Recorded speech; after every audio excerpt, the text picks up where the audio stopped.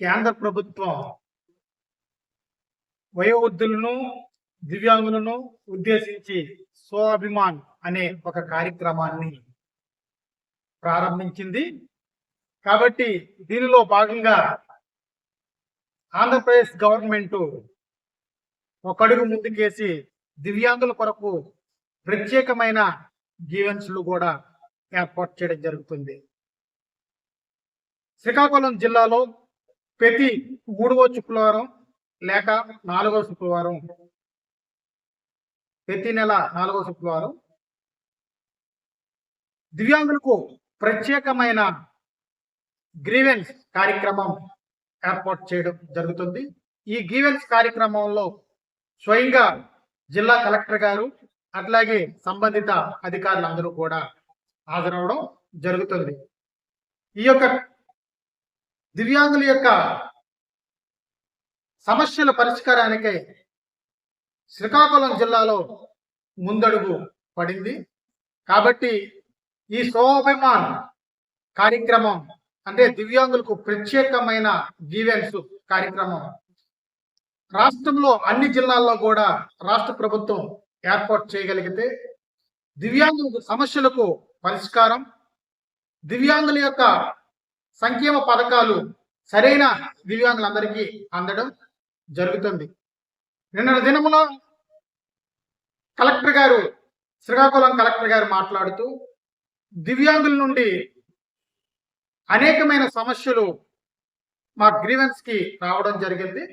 ప్రధానంగా చదరం సర్టిఫికేట్లు సమస్యలు ఎక్కువగా రావడం జరుగుతుందనేసి, వారి యొక్క వైకల్యము సరైన విధానంలో 2009 నుంచి ఇప్పటి వరకు కొద్దిగా లోపం జరుగుతుందని వైకల్యం సర్టిఫికేట్లు ఇచ్చే దానిలో డాక్టర్లు కొద్దిగా లోపం చేస్తున్నారని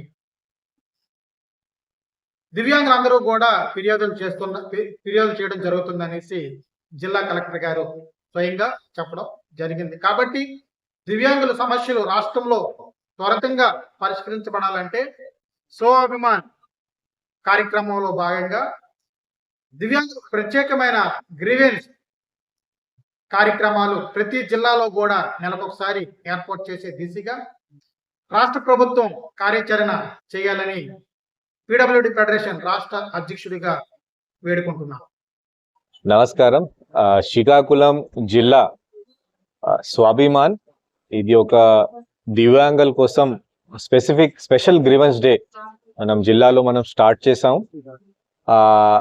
రెండో ఇది మనం తీసుకున్నాం.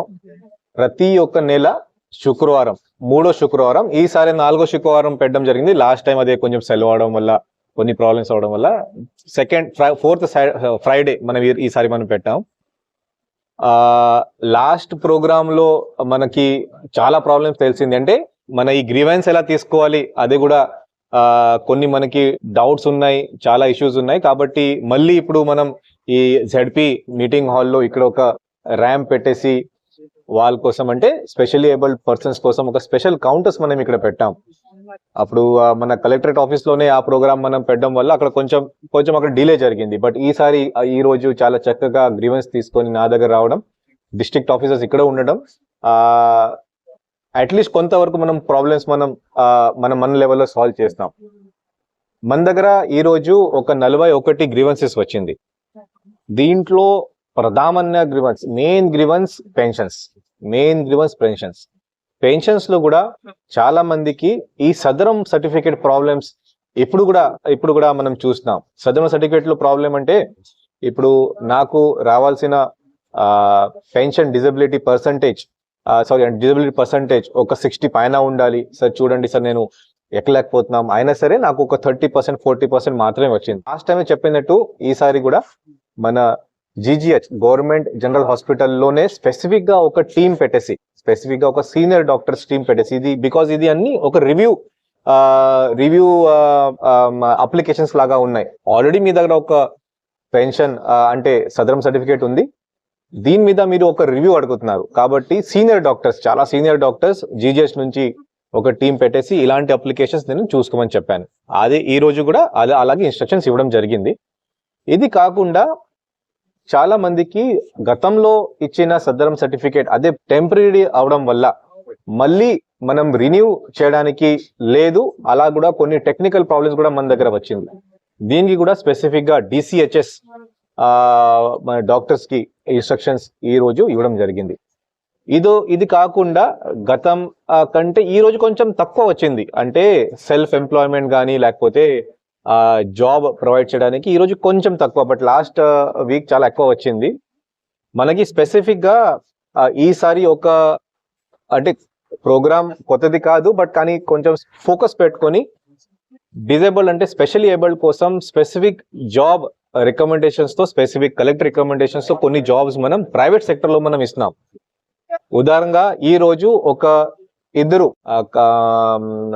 మాట రావు, ఓకే, సో బట్ కానీ వాళ్ళకి వినిపిస్తుంది, హెల్దీగా ఉన్నారు, చాలా ఫిట్ గా ఉన్నారు, యంగ్ గా ఉన్నారు.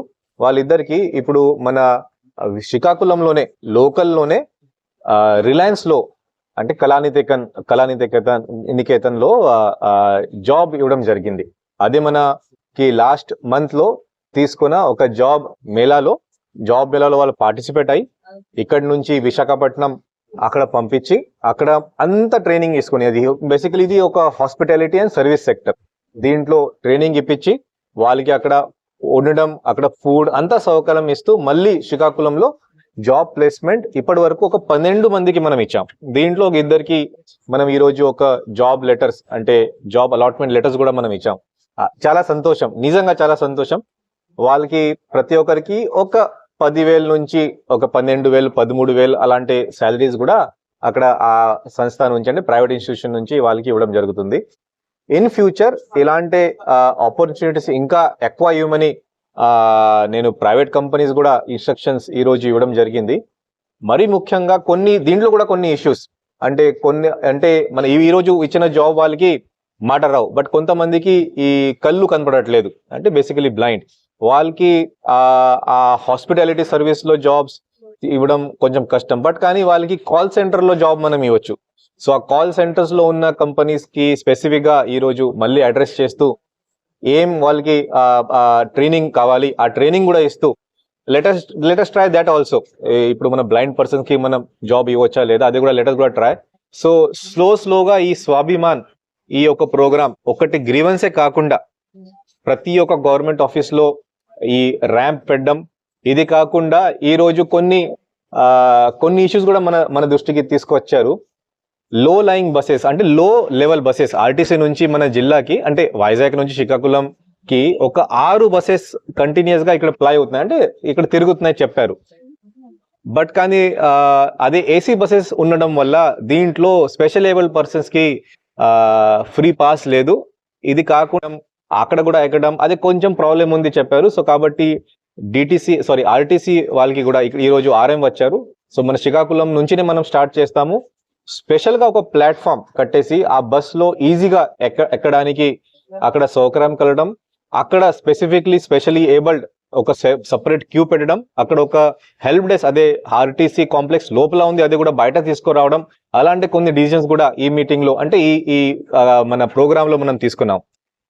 ఈ ప్రోగ్రామ్ అంటే ఓన్లీ డిజేబుల్డ్ గురించి కాకుండా సీనియర్ సిటిజన్స్ కూడా ఈ రోజు పార్టిసిపేట్ చేశారు. మనకి 2 స్టాట్యూటరీ మీటింగ్స్ తీసుకోవాలి, ఆ మీటింగ్స్ కూడా మనం ఈ రోజు ఈ ప్రోగ్రామ్ సందర్భంగానే మనం తీసుకున్నాము. అందరూ చాలా బాగా పార్టిసిపేట్ చేశారు. దీంట్లో మరీ ముఖ్యంగా సీనియర్ సిటిజన్ కేసెస్ అదే ఎలా అమోదవుతున్నాయి జిల్లాలో, దీని మీద ఒక మీటింగ్ కూడా మనం ఈ రోజు పెట్టాం.